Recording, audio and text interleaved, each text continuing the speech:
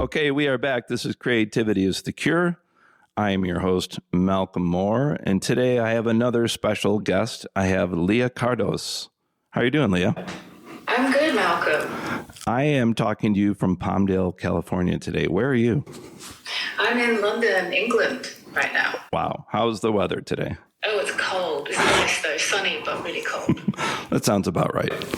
Yeah. For my listeners, in case they don't know who you are, I'm just going to do a little overview. And boy, I got to tell you, it's exhausting reading how many things that you do. You are truly a Renaissance woman. So here we go. Leah Kardos is an Australian musician, writer, and academic living and working in London. Found sounds and location recordings are woven into productions to suggest narratives. Her library music has been synced. At Kingston University, she lectures in music and music technology and is the director of Visconti Studios, a recording and research facility co-founded with legendary producer Tony Visconti. In 2019, she started the Kingston University Stylophone Orchestra, the only ensemble of its kind in the world. She contributes reviews and criticisms to The Wire. Is The Wire a European magazine? Yeah, it's global in its reach, but it's based here in Europe. It's underground music, below the radar, jazz, experimental. I looked into it a little bit. It looks amazing.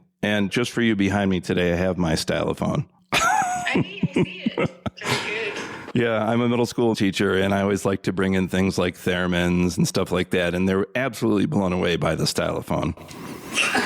Give me the quick overview. I did listen to a podcast you're on where it was all about stylophones, and you tell everybody how you put an orchestra together of how many people with stylophones? Oh, at one time the most we had was about 22, which is, quite a lot of stylophones. How did you amplify them so everybody could hear? So sometimes we'll take the mini jack out and put it into a preamp, and we can control the sound that way. But actually, I prefer, and this is what Tony Visconti did when he produced us that one time we did Space Oddity cover. He put microphones on top, and we were like a string section, and we would then ride the little volume dial as like expression. So we create this kind of buzzy, it's like a swarm of bees, but a musical swarm of bees, which I preferred actually. And for people that don't know what a stylophone is, can you quickly tell them? Yeah, it's this quite rudimentary synthesizer. It's analog, and it's this metal strip, which I guess is the potentiometer, and then you put a metal stylus. When you connect the metal to metal, it creates sound, which is like a kind of buzzing sound. A sort of like a pulse wave, something like that. And it was, everybody probably heard it on Space Oddity by David Bowie, right? Yeah, that's the most famous use of it. It sounds like a kind of futuristic cello or a bassoon, maybe, like sort of played through an amplifier or a telephone amp. But Kraftwerk did also a track called Pocket Calculator, which does feature the stylophone as well, probably more so. But I don't know if it's a bigger hit. So. Wow. So cool. Well, for everybody, here's how I discovered Leah.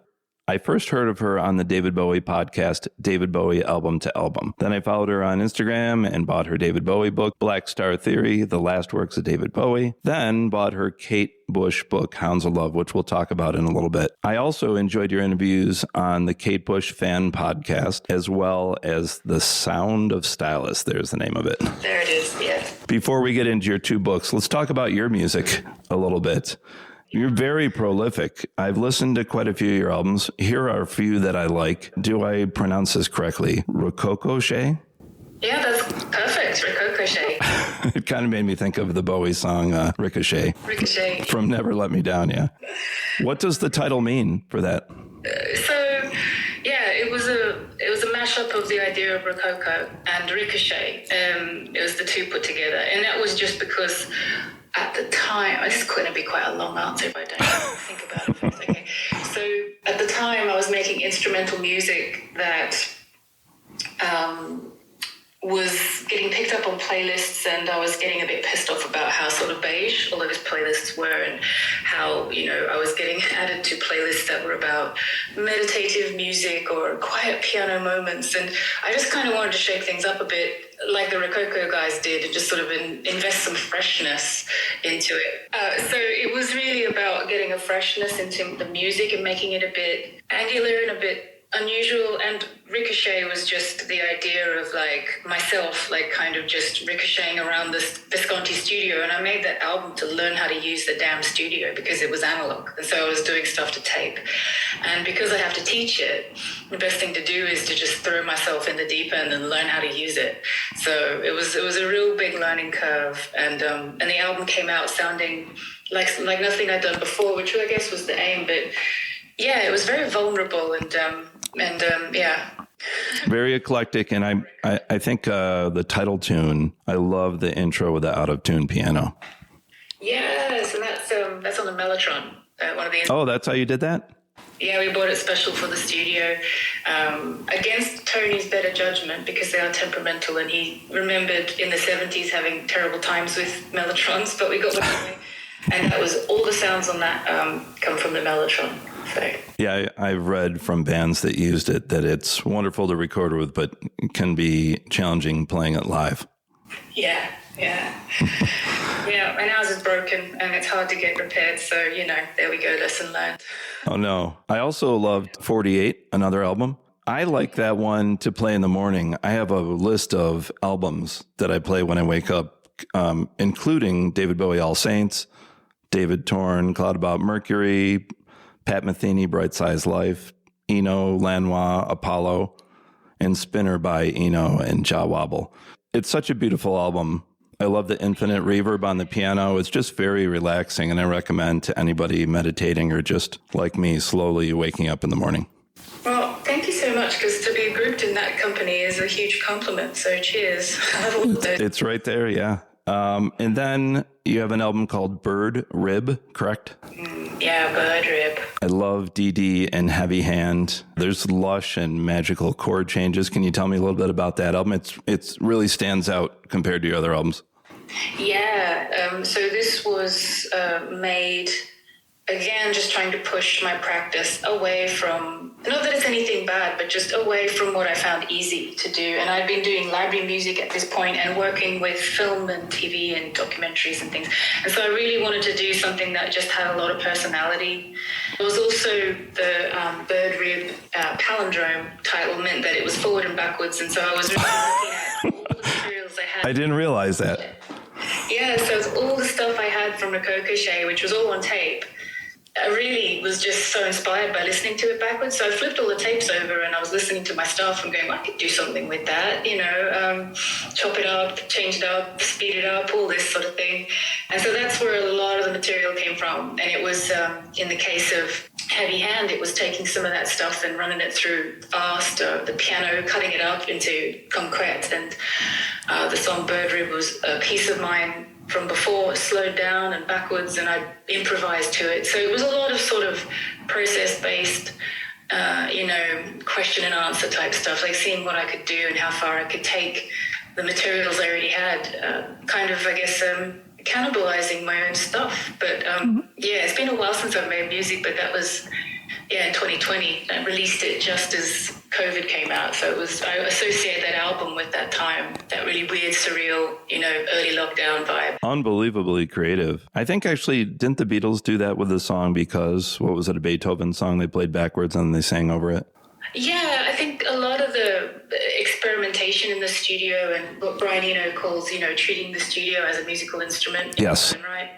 I really love that. I ate that up, George Martin too. Working alone. I'm not a band musician. I don't really, aside from the orchestra, I don't really, identify myself as a team member. I identify myself as a kind of person working alone, tinkering. So, all of that stuff about tapes and what you can do with it, and the material, once you have it in one form, how far can you push or pull it? I'm really interested in that sort of stuff. Pushing the boundaries. Well, you do write about and listen to a lot of music pioneers. Yeah, well, I've been writing a lot more recently, but I'm drawn to artists who I work in studios and make records, and particularly being part of the Bowie fandom, I understand, and I am friends with lots of fans who, for them, it's the live experience. For them, it's the storyline of their relationship with the artist is about following him around and going to all the gigs, and that's not mine at all. Like, for me, I could kind of take or leave a live recording, but I need that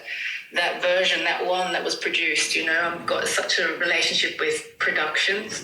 Yes. And so for me, it's the records, it's the body of work. And that just, again, speaks to my own creativity and what I like to do, which is consider all the details and make sure that they're all expressive. And so, that's what I pay attention to when I'm analyzing or critiquing music as well. Right. The last one I want to mention is Sexy Monday, which I just discovered yesterday from the album Machines. And is that you singing? No, it's a singer called Laura Lavonovich. She's also Australian as well, even though she has a really lovely Eastern European name. But she's a soprano. I worked with her. That was a piece of work that was part of my PhD when I was doing my PhD in composition and production. So it was an experiment with spam emails, and yes, I read that. Making sort of like pop/dream pop sort of music out of spam songs, but trying to make the spam have a kind of narrative by pushing it with the music. It was an interesting one. It's a long time ago. Yeah, that actually, what you just said reminds me of when David Bowie had the Tin Machine band. One of the albums, purportedly, they just got the newspaper out and read stories and turned those into songs, right? Yeah, and it kind of, as well, is linked in my mind to him using the cut-up technique, the William Burroughs. Yes. Also his verbicizer, the software that he was using in the 90s. I was also using something like that, where I would take these spam and I'd just like cut out the little bits that I liked and rearrange them into songs that were a bit silly or quite sad. And yeah, it was the same thing. I nicked it from the man who nicked everything, so keeping the tradition alive. Yeah. And the vocal harmonies are beautiful on there. Oh, thank you. Really caught me off guard. Yeah, I recommend everybody check all these out. So, Leah, this podcast really focuses on creativity, and not just the typical way for someone like you that writes and makes music, but using that part of our brain in regular day life. Right, so like intuitive. Correct. So for you, what is your first creative memory? When is the time when you were younger, if we go back, that you realized that you could be creative and you could think of something off the top of your head? Yeah.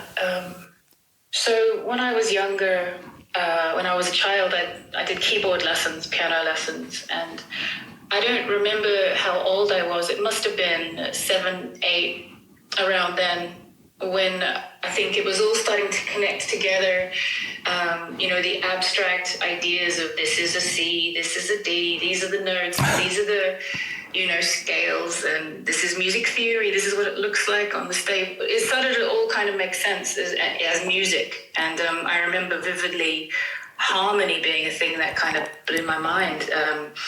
On piano or vocally? Well, everywhere. I mean, I think the thing that I loved about music when I was younger was the quality of the emotionality of harmony and tonality. I was really into chord progressions and into, sad and happy and colorful and louche and all these like lovely qualities that harmony could have.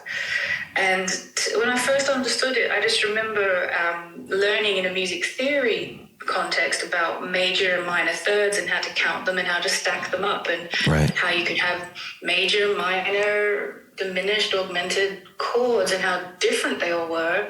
And then also you could stack them up further into major sevenths, minor sevenths, or dominant sevenths, and even further. And I remember like making this super complex chord by holding things down, and it would have been like an 11th or something, or even a 13th, and listening to it and just my brain just kind of melting and going, oh, you can build music. How old were you when you were discovering all this? Really, really quite young, because I do remember like going to school the next day trying to teach others, like, you don't understand, like, this is how you do chords, and I just couldn't explain.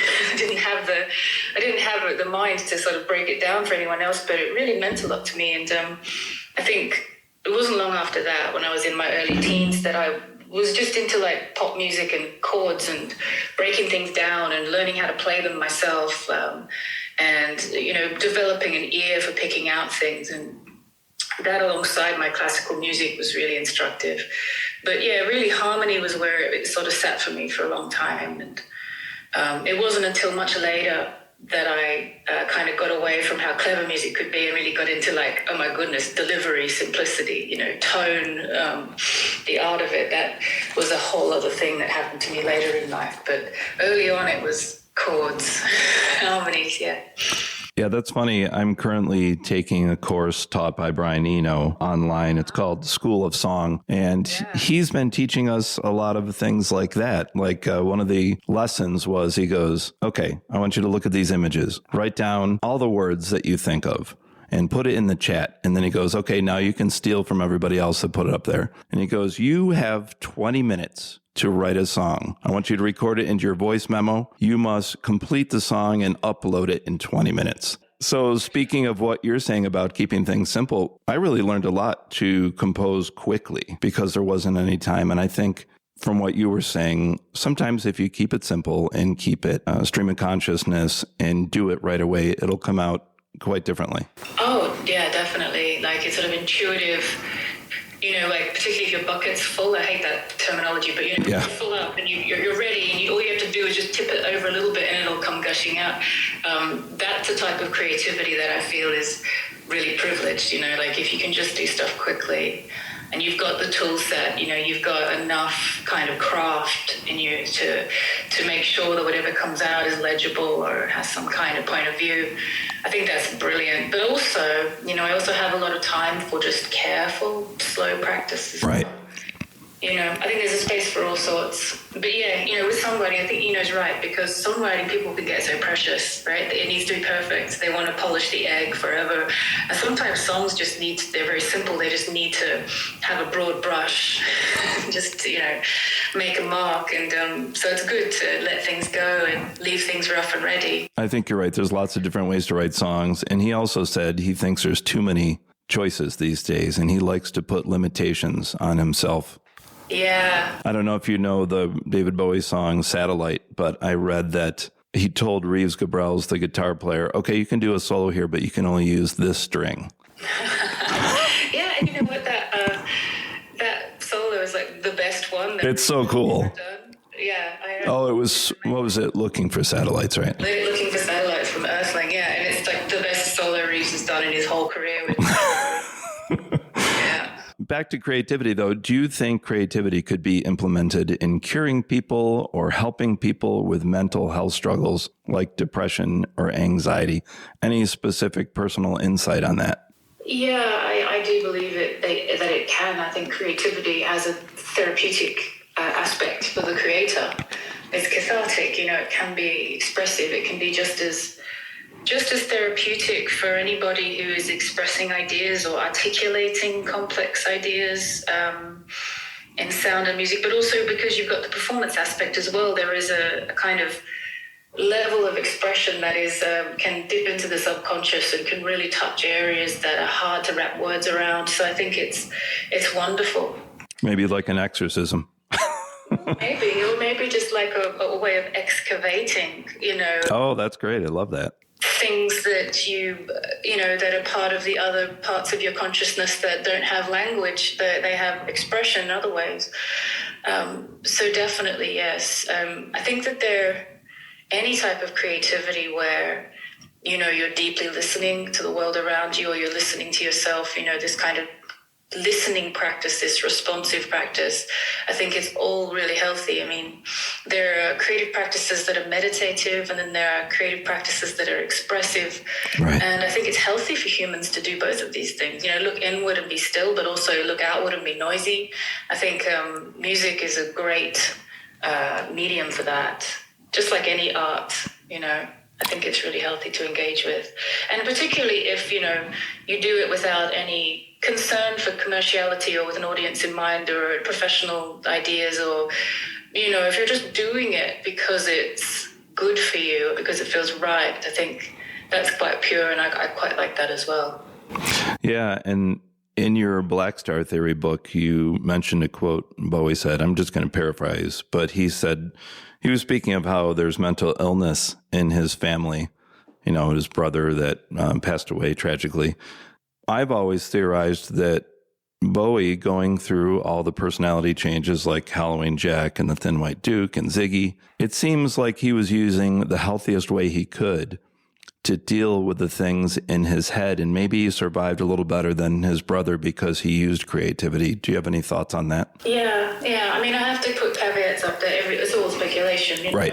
When we try and get to and dig below the layers of what Bowie, the persona is, you start scratching the surface of a stranger as David Jones. Not many people know much about that guy. Yeah. But in terms of what Bowie did and the work that his music does and the way that he played with masks and characters and then particularly in the late works where I think he's dealing with a lot of archetypes, a lot of psychological symbolism. And I think his work with the shadow, his work with embodying darkness and looking at different perspectives and having, crucially, not condoning or valorizing the shadow, but just having compassion for listening and hearing out the shadow, I think is really good in terms of psychological wellness.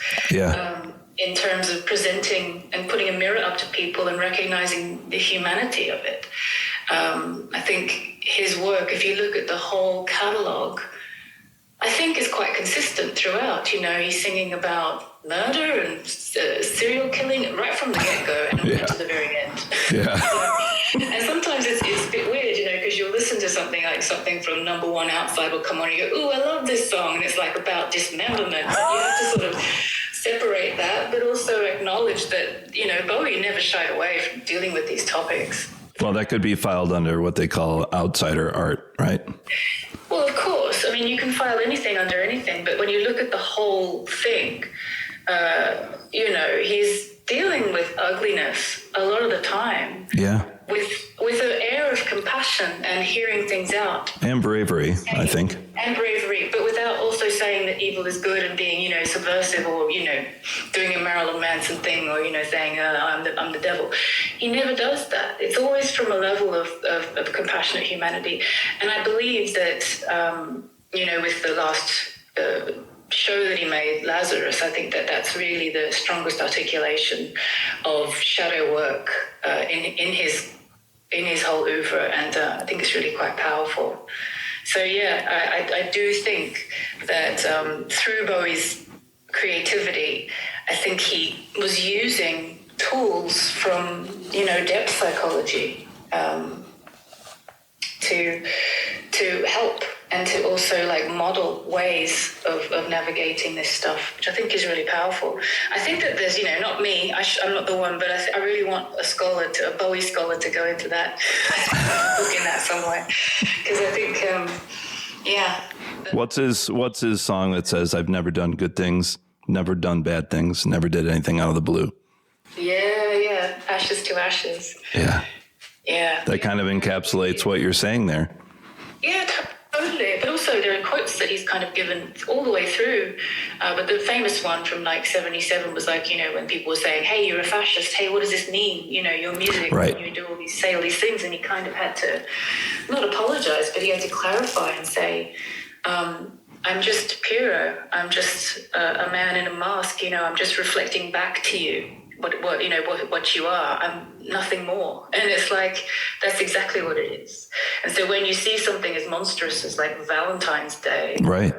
The serial killer from One Outside shaking because the gore is so beautiful, he's actually mirroring back at us the dark stuff that we tend to not want to face. And that's also the Running Gun Blues, and that's also wherever. All of that stuff. And I always tell my students that all different kinds of art is a safe zone to do and express the things you couldn't really do in real life. Yeah, that's true. It is true. And it's, I think it's a valuable part of his whole catalogue that I think a lot of fans appreciate and know, but, a lot of casual people might not appreciate. Maybe everyone doesn't listen to the lyrics, Right. All right, well, let's switch over to your Kate Bush book here, and then we'll get back to Bowie. So you most recently put out a book or an issue from the 33 and a third group of books about Kate Bush's Hounds of Love. Can you tell everybody about 33 and a third before we get into this? Because I didn't know about it until your book came out, and I also bought the Bierk one, which I love. So the 33 and a third series are these little books around about 33,000 words long, quite pocket-sized. Each one is about one album, and it's been going for many decades now. Yeah. One of the things about the series, which is unusual, is that it has an open call. So anybody in the world can pitch. And that's how I got into writing, actually, because I pitched one back in 2014. I pitched one about scary monsters. And it didn't make it. It got shortlisted, but that doesn't mean anything. We still didn't get it. Right. And then I tried again a few years later with Blackstar. And this was after David had died, so it would have been like 2019, around about then. And that didn't make it either. I wanted to write that book. It was burning a hole in my brain. And so that led to me pitching the Blackstar theory book and really fleshing it out and making it bigger and about more. And I'm really glad that that happened. But I still had it in the back of my head, like I just wanted to do, it was like, I don't know, it was like a goal in life. I really wanted to do it through 33 and a third. And particularly not getting it twice, I was just really determined. So the third time around, and wanting to sort of not step away from Bowie, but just to write about something different, I pitched a Kate Bush album called Ariel, which I absolutely love, and that's her double album from 2005. And I got through with that one, but they came back to me and said, we want to do a Kate Bush book so badly, and we want you to write it, but can you consider doing either Hounds of Love or The Dreaming? Right. And I came back and said, hell yeah, I'll do the Hounds of Love. Please let me do the Hounds of Love. And I didn't choose that because I thought that was too obvious, you know. I thought, everyone's going to be pitching that one. I'm going to be clever and pitch Ariel. And I ended up getting gifted with writing the Hounds of Love book, and gosh, it was fun. I loved it so much. And yeah, that's the story of how it happened. Was this before the inclusion of Running Up That Hill and Stranger Things? So it was kind of at the same time. So this was... Perfect timing. It was really good timing. So it would have been the summer when it was happening. Yeah. She was number one everywhere. That was when I pitched it. And I got the commission at the end of that year. I'm trying to work backwards in time. I wrote it during 2023. Okay. 2022, 2023, and it published this year. So that's about right. So she was on the up, and it was really exciting. And I didn't pitch Kate because of that reason, but it was just really good timing. And yeah, because I chose Hounds of Love, not The Dreaming. Right. I could have done The Dreaming because that's a phenomenal record as well. Yes. But yeah, because I did Hounds of Love, it was surreal because I'm literally every day there was new Kate Bush news. She was getting a new Guinness World Record. She was getting billions plays on Spotify. She was coming out and announcing something. She was publishing lyrics and signing them in invisible ink. It was every day there was new stuff. And at the same time, I'd made friends with Jonathan Barnbrook from the Bowie book, and he was a kind of mate of mine. And he's working with her at the same time. And so, I'm like, hey, I'm writing about Kate. And he's like, well, I'm working with her on these reissues. And I'm like, no way. So it felt really synchronous. Yeah. I take that as a good sign, when the universe seems to be pointing in a direction and you're going there anyway. It felt right. So I love that. And I'm so glad that she got that resurgence. I remember I used to wear a Kate Bush t-shirt at school, and all the kids were like, who's that? And then as soon as Stranger Things, they're like, Running Up That Hill. Yeah, I'm so pleased for her as well. Yeah, absolutely chuffed. Yeah. And, she's also, I think, quite, the way she's handled it, taking all the music distribution when the contract for it came up again with Warner, and taking it in-house. So now she's such a great businesswoman. Every kind of move she makes is really shrewd, and she's songwriting. She's got all her own IP. Wow. Yeah. She's got her own little universe now. Yeah, exactly. I remember when I ordered your Kate Bush book, it came in the mail and I was like, oh no, this is really small. But I've got to say it's very dense, and it really doesn't matter that it's small because it's so full of great information. Just like your Blackstar book, it was to me like a reference book. and it was so dense that I've gone through it twice. And sometimes I listen to something and then I'll look it up. And I liked on that podcast how, what was the guy that interviewed you? Arthur Mohammed. Yeah, he said that it was like liner notes, and I agree. Yeah, I think Blackstar Theory is a totally different beast to the Hounds of Love book. I mean, I don't have to get into it, but it's just in my head, it's a totally different map of a totally different universe. And with the Kate Bush book, as you say, it was so short and so small. And when I first started it, I thought this will be easy. It's not many words, but actually it was harder because I had to cut out so much. And it's very concise. Yeah, and me being me, I love a tangent, and I had done all of this research in all these directions, and I had to chop it all off and just sort of say the main bit. I found it quite torturous. There was a lot of kind of just staring at pages of text, which I quite liked, and just hitting delete and having a little moment or grieving moment and then moving on. But it was a good exercise. It's good discipline. I think it helps too, for me being a musician and you as well. You often will tell a tempo, what key it's in, what mode they're using. So I think for musicians, I recommend reading it too. Yeah, well, I mean, that was a tradition that started with the Blackstar Theory book. And the reason why I wanted to do that was because Blackstar was just so heavy with myth.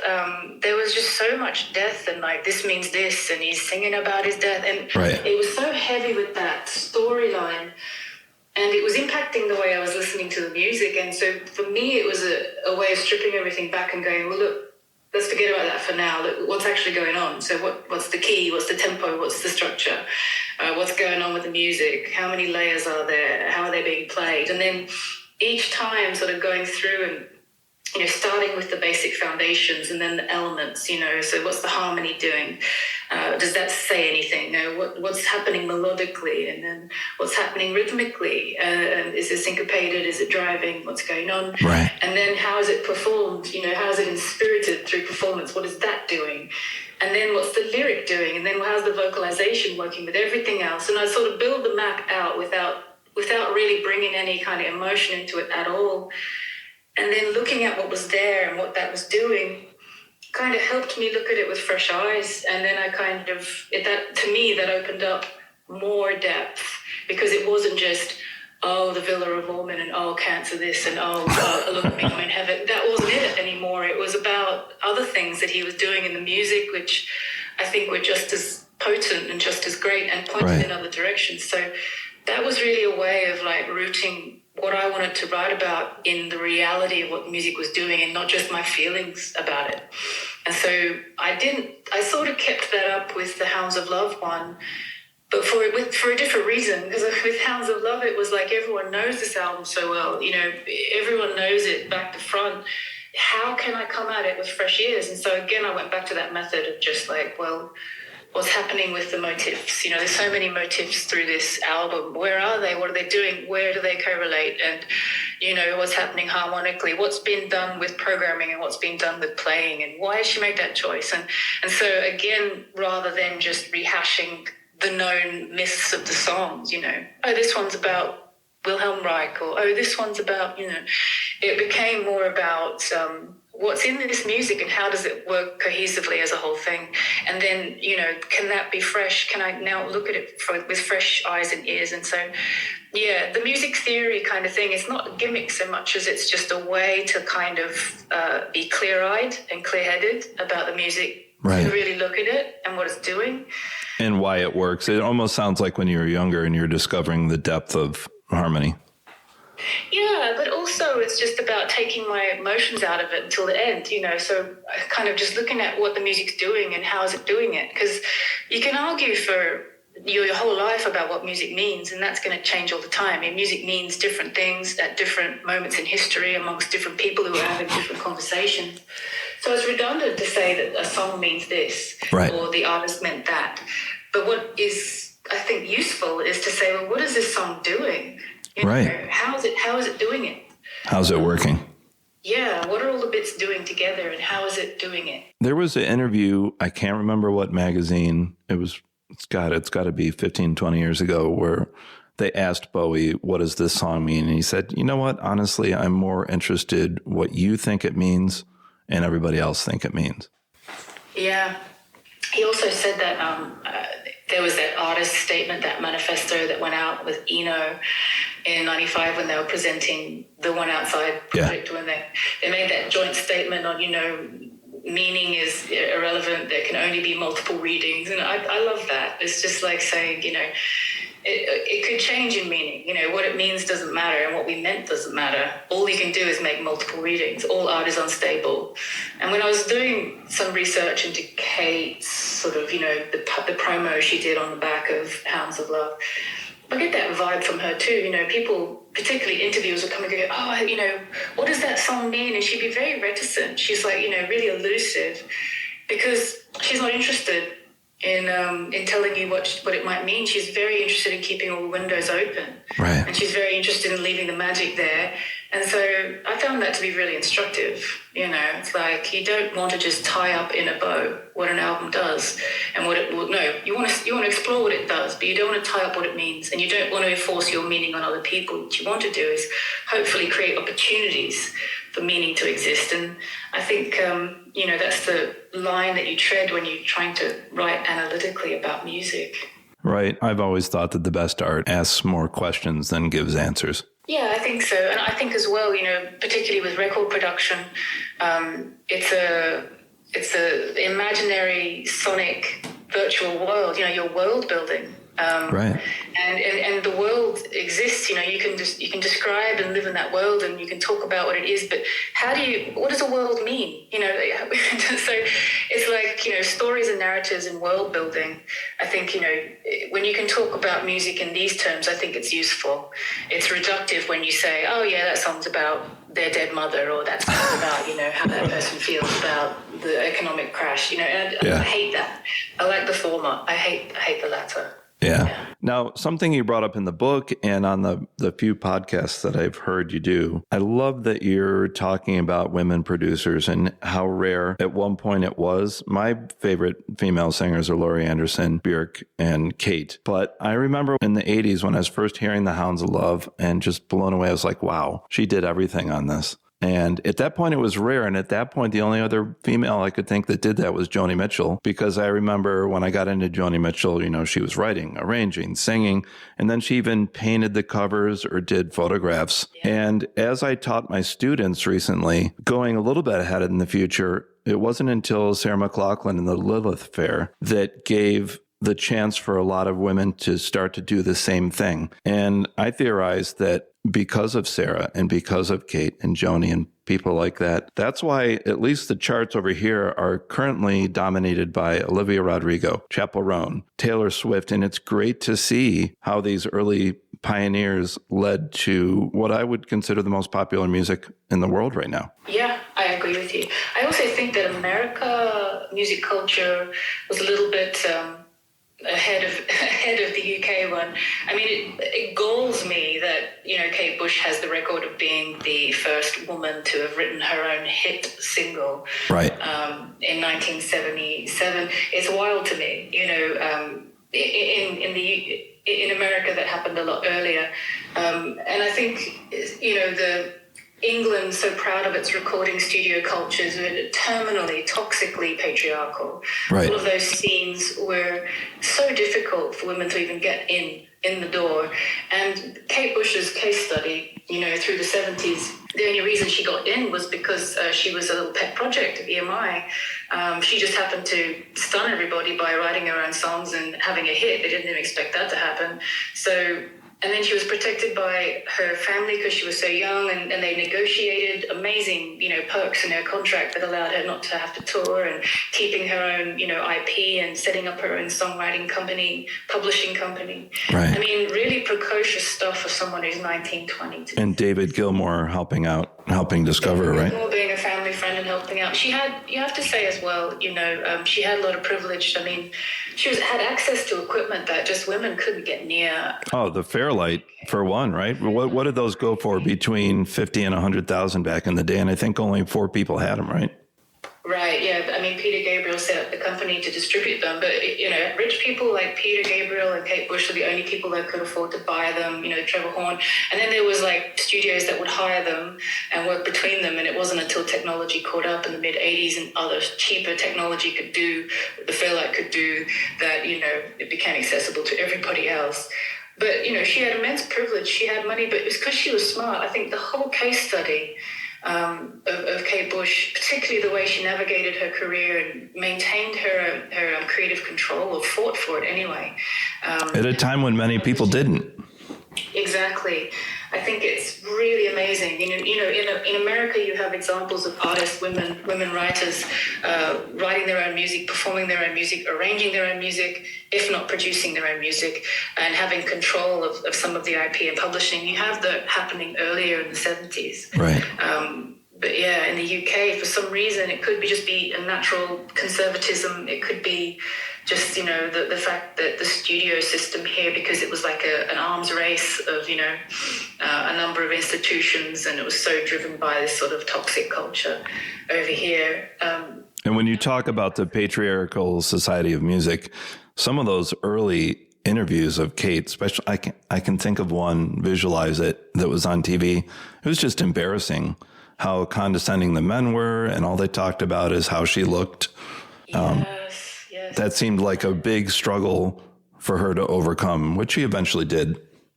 I think she handled it admirably. She didn't lose her rag. I mean, I would have been so angry, but again, I'm from a different generation.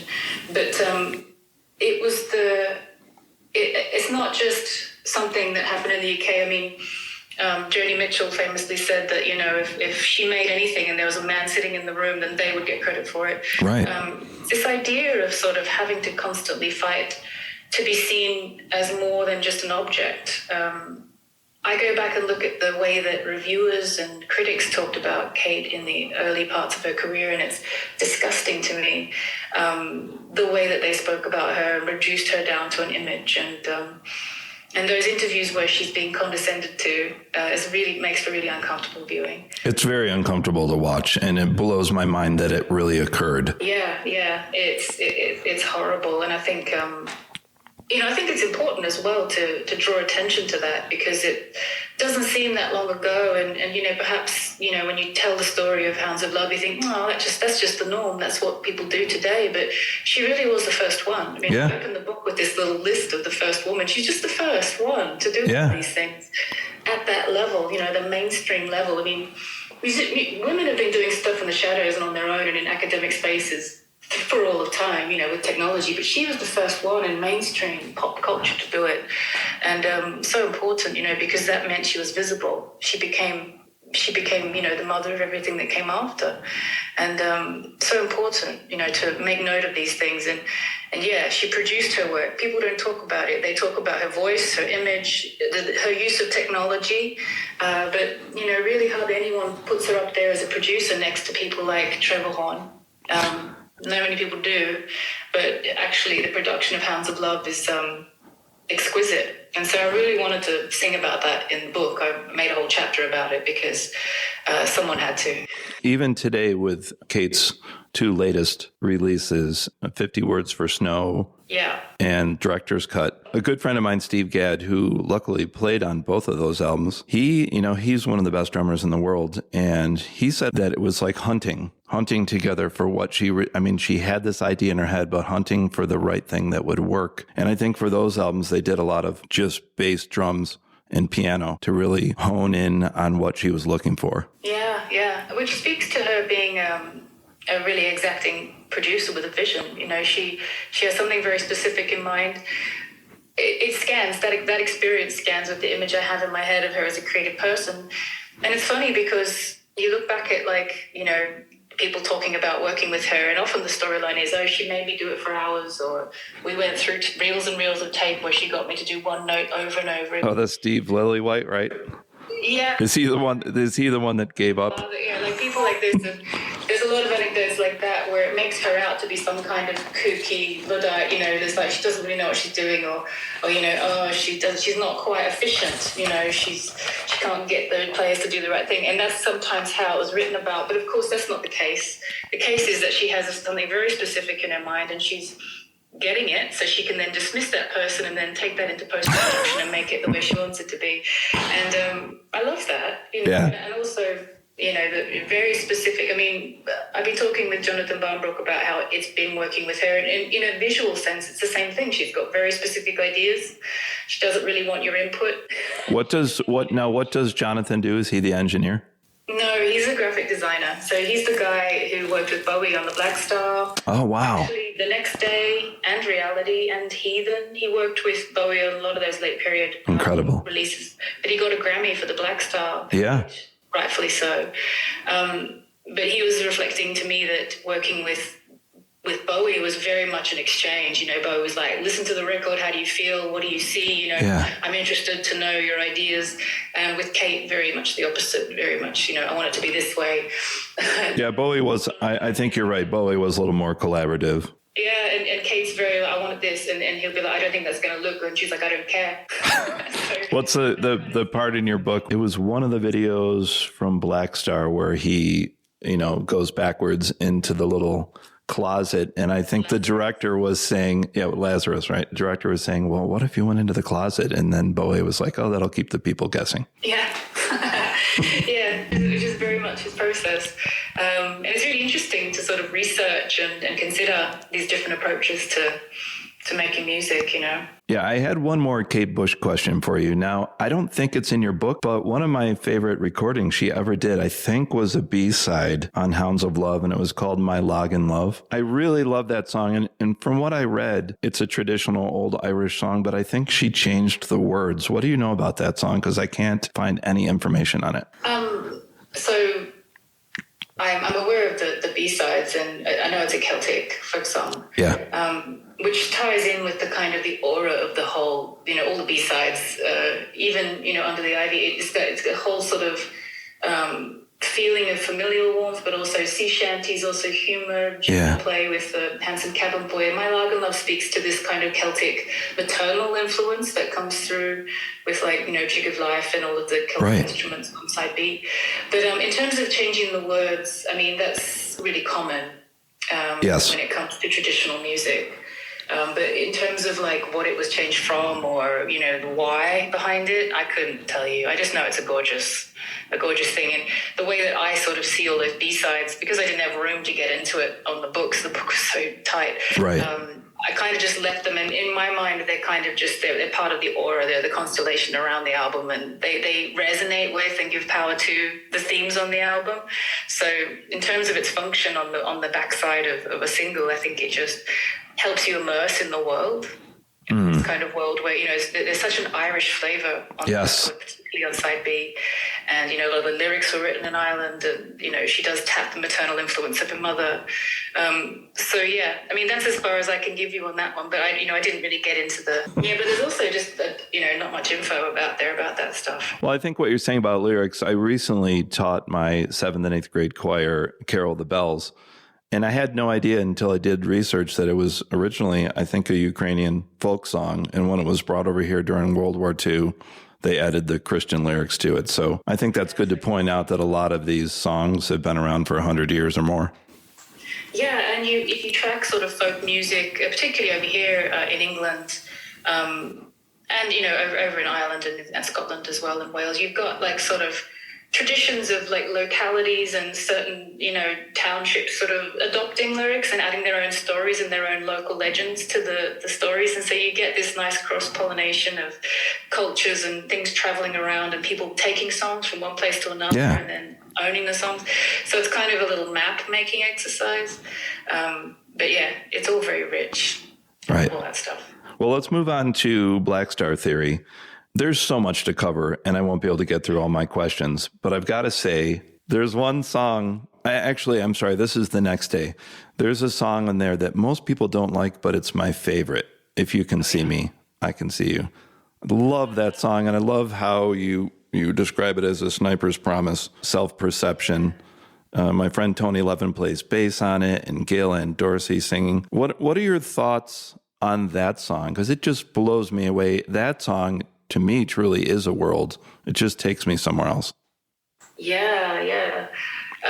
This was one that really opened up to me through the analysis. I remember wanting to choose some of the chewy ones to look at, and it was a weird, it sticks out on the record as being quite proggy compared to a lot of the other material. And so when you listen to it and you hear the strange meter and the clipped prosody of the phrase and the kind of strange different keys and the different sections and the way that he uses his voice, and there's so many weird details in it.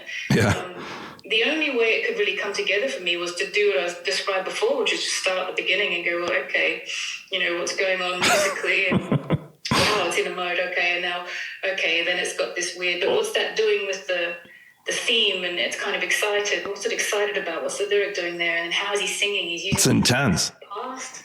He's got this voice effects that he used in the past, and of course Tony and David are doing this stuff with timbral recall on that record. They're definitely quoting the sounds from their legacy. Yes. And so what's that doing? And it became this pile of stuff, and I looked at it and I was like, good Lord, that's a composition. That's decisions on top of decisions on top of decisions that's doing stuff. It's overwhelming to me. Sometimes I listen, I'm just like yeah, but you kind of I remember when I first listened to that record when it first came out, it was all this excitement that Bowie's back, and I remember at the time, a lot of the discourse was just happy that he was back, and we weren't really talking about how strange the record was. And no one was going, that's a bit of a weird song, isn't it? Genocide? What? We weren't really having that conversation, and so going back to it was really, really great.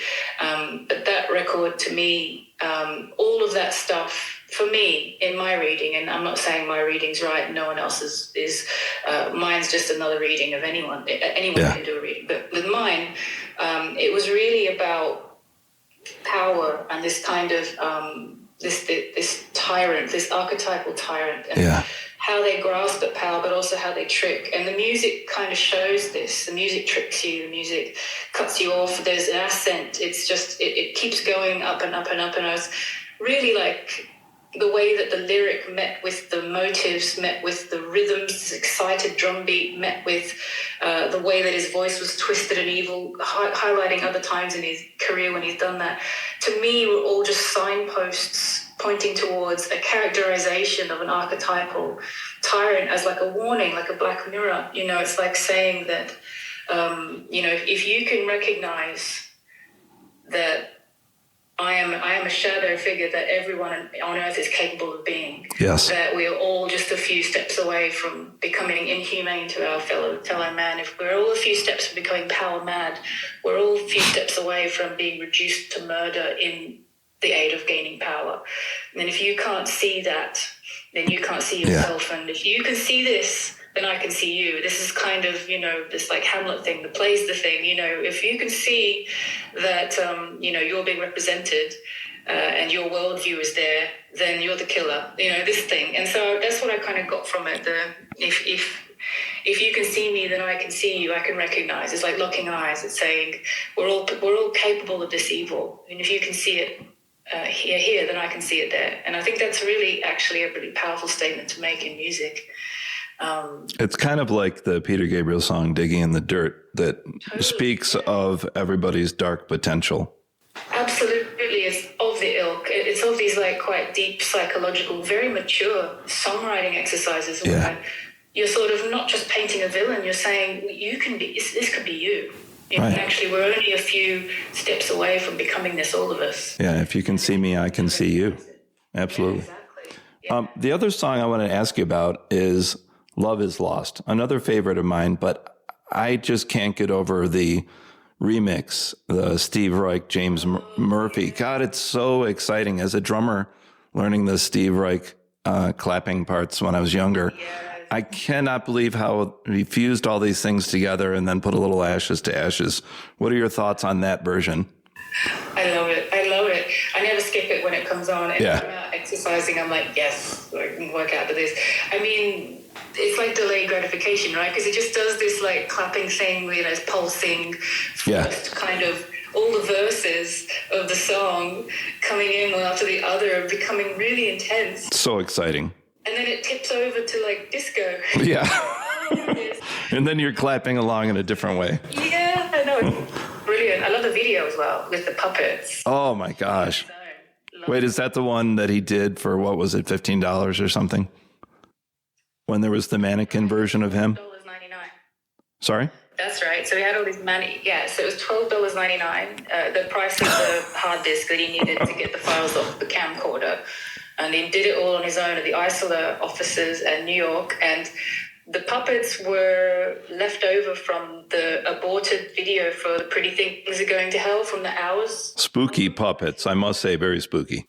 The marionette sort of, but like even like kind of psychodrama that he had play out in the video is amazing. You know, you've got the Thin White Duke looking quite menacing, but actually he's the one that knows the truth, and the evil one is the Piro. And it speaks to this idea of the potential of the, seemingly benign, the darkness of the benign. Another motif, that weaves in and out of everything. Another one of my favorite songs, and this one's on Blackstar, is Girl Loves Me. Not only do I absolutely love that song for a lot of reasons, but I remember when the album came out and he died 2 days later. He died on Monday, January 10th. And Bowie does this once in a while. In the song, he said, "Where the fuck did Monday go?" And he died on a Monday. And I remember that just haunting me. There's been a few things in his lyrics that he seemed to be, like Kate Bush, in touch with another realm. I don't know. It caught me off guard so much. I actually just got the T-shirt where it says that on the back. I just love it. Yeah, it's a good song. It's great. I mean, the logical mind says, he wrote that, in like January or... Of course. And you're right. But still, it makes you wonder. Yeah, of course it does. I mean, so much about the videos as well at the end when, I think Blackstar video has got all of these like sort of, potentially magical, numinous images in there. He would have loved all this, all of that stuff. I think he would have really got a good kick out of it. I mean, it's spooky, and that kind of, the possibility of magic, I think, is just such a lovely... quality to have in things. And you're right, Kate has it in her music too.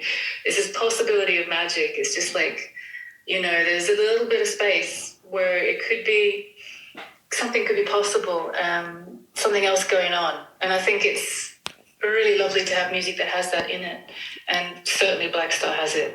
That's an atmosphere that engulfs all of that last work for me with Bowie, and particularly, Kate Bush's work when she's working with like folkloric symbolism and pulling on natural things. Like I find that with Ariel as well, when she's working in natural imagery, with, working with bird song or working with nature. Singing bird songs. Well. Yeah. And I also loved the illusion that you put in your book, Creativity in the Unconscious, Everyday Tool, from Carl Jung's The Red Book, Creative Wellspring, Source of Magic. That ties into what we're speaking of.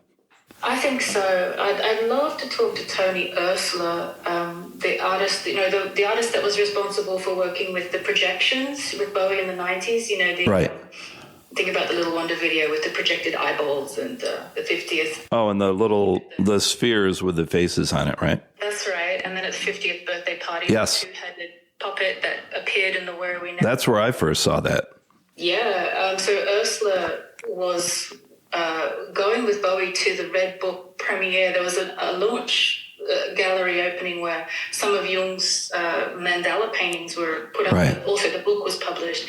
And there's this wonderful interview with Ursula where he talks about Bowie's creativity as being very much about tapping into the unconscious and the subconscious, and working with dreams as instructive imagery, and how the psychological work, the depth psychology in Bowie's work, and the way that he also embraced multiple eyes, multiple identities, and not just, this fixed individualism.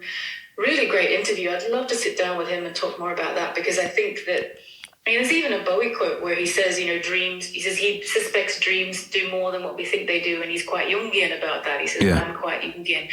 And, of course, all of Lazarus is in a dream. And so I think it's all really important to consider all that stuff. Yeah, one last question I had. Now, when I got to know Mark Platty, This is before the song was released. There's a B-side that I suggest everybody check out called We Shall Go to Town from 1999 from the Hours album.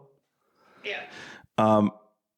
I've often thought that would really fit on Blackstar. What do you think about that song, and what do you think about what I said there? Well, it's a very haunting song. Yeah, it's wonky and a bit liminal, isn't it? It's a bit in between places. It sounds to me a little bit like how Girl Loves Me is structured. This kind of, Oh, yeah. harmonies and this kind of tilted, the energy one way or the other. You're not sure what key it's in. It could be this way, it could be that way. And the effects he uses on his voice as well. Oh, God. And I remember when Mark said, I want to play you a song. I really wish this could have been on the album. And I was just blown away. So cool. Yeah. It is really, really good. There's also a song that's kind of like that around the same time. Or maybe, no, it's from the next period when he did the Omicron soundtrack with Reeves. Yes. I think Platy was still there. He was still producing. That was for a video game, right? For everybody listening? Yeah, it was for a video game. There's a song called No One Calls. Love that one. And again, it has a similar vibe. Yes. It's quite mysterious, and it's got this teetering, this kind of, it's... Definitely a companion piece. Mysterious. Yeah, very much a companion piece. And I see it alongside of, I'm Deranged and yep. things like that from earlier, but also later. Yeah, definitely like Girl Loves Me, that vibe of a song, which I really like. Yeah, well, Leah, I've really enjoyed this conversation. I hope we can talk again because there's so many more questions I have. But I wanted to help you out here. What would you like to promote? I mean, first of all, your website is leahkardos.com. So that's LeahKardos.com. Is there anything you're working on other than your 2 books we talked about today? What would you like to promote? I don't mind. I guess the books, if listeners are into Bowie and have an interest in the last period of his life and the work that he created at the end of his life, then I want to promote Blackstar Theory to them, because I think there are fans out there that are scared of the work, particularly people scared to listen to Blackstar. There's so much emotion around it, but yeah. I believe that actually it's really rewarding and really comforting. I also think that a lot of people, let's think about Paul Simon.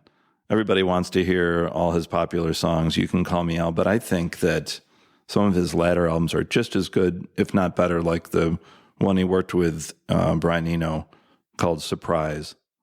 And I think the same for Bowie. I'm so impressed by his last 9 or 10 albums.